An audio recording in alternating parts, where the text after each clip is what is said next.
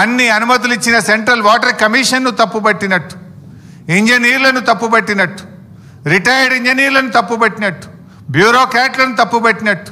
అంటే ఈ రకంగా అసలు రిపోర్టు ఒకవేళ ఇచ్చిందా లేదా తెలియదు, ఇచ్చుంటే మాత్రం అది ఒకవైపే చూసి ఒకవైపే విని ఒకవైపే నిలబడి ఇచ్చిన రిపోర్ట్ లాగా ఉంది. అది వాస్తవం ఏందనేది 650 పేజీల రిపోర్ట్ బయటకు వస్తే కానీ తెలియదు.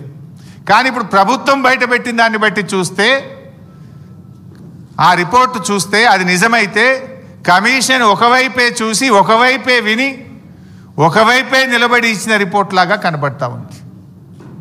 ఎందుకంటే ఆ రిపోర్ట్ పూర్తిగా ట్రాష్, బేస్లెస్ ఎలిగేషన్స్. ఒక ముఖ్యమంత్రి గారు ఒక ప్రాజెక్టును రివ్యూ చేయడం ఆయన బాధ్యత. అది రాజకీయ జోక్యం ఎట్లయితుంది? రివ్యూ చేయడము, త్వరితగతిన ప్రాజెక్టును పూర్తి చేయడము, ప్రజలకు త్వరితగతిన నీళ్ళు ఇవ్వడం అనేది ఒక బాధ్యతాయుతమైన ప్రభుత్వం చేసే పని. అది రాజకీయ జోక్యం అనరు. It is the responsibility of the chief minister and the government. So ఈరోజు విషయం చూస్తూ ఉంటే,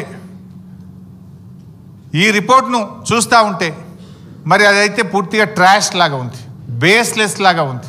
చరిత్రలో ఇట్లాంటి కమిషన్లు, రాజకీయ వేధింపుల కోసం చాలా కమిషన్లు రిపోర్ట్లు ఇచ్చినాయి.